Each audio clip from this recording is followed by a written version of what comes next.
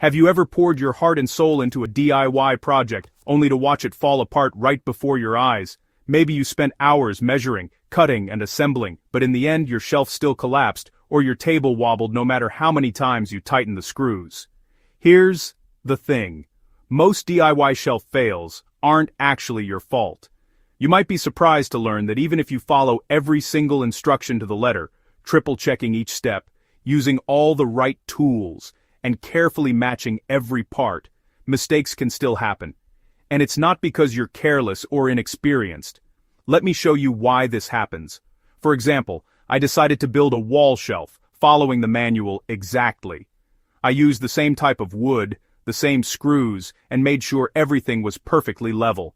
I even double-checked my measurements and made sure the wall anchors were secure. I was convinced it would be rock solid, ready to hold anything I could throw at it. But as soon as I started loading it up with just a few books and some everyday items, I heard that dreaded creak. You know the one. The sound that makes your heart sink because you know something's not right. Within seconds, the shelf started to twist and bend. But here's the twist, pun intended. It wasn't because the screws were weak or the wood was cheap. The real problem was that the force from the weight wasn't being directed where it needed to go. Instead of being supported, the shelf was fighting against gravity, and the joints were taking all the strain. The truth is, most instruction manuals are designed to show you how to put things together, step by step, but they rarely explain the science behind making your project strong and durable. They don't tell you how to reinforce weak points or how to distribute weight so your shelf doesn't sag or collapse. Think about it, when you build a shelf, the weight of everything you put on it pushes down, and if there's no support underneath, all that pressure goes straight to the screws and joints. Over time, even the best materials can't hold up if the design doesn't help them out. So, I decided to rebuild the shelf.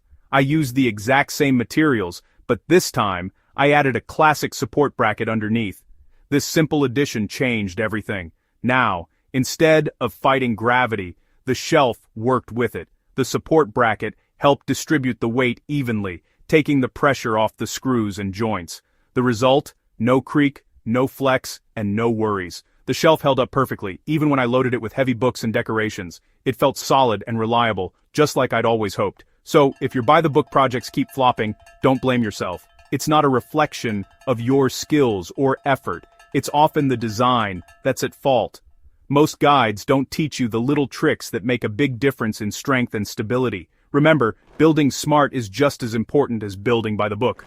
With a few simple tweaks and a better understanding of how forces work, your DIY projects can last for years, and you'll feel proud every time you look at them.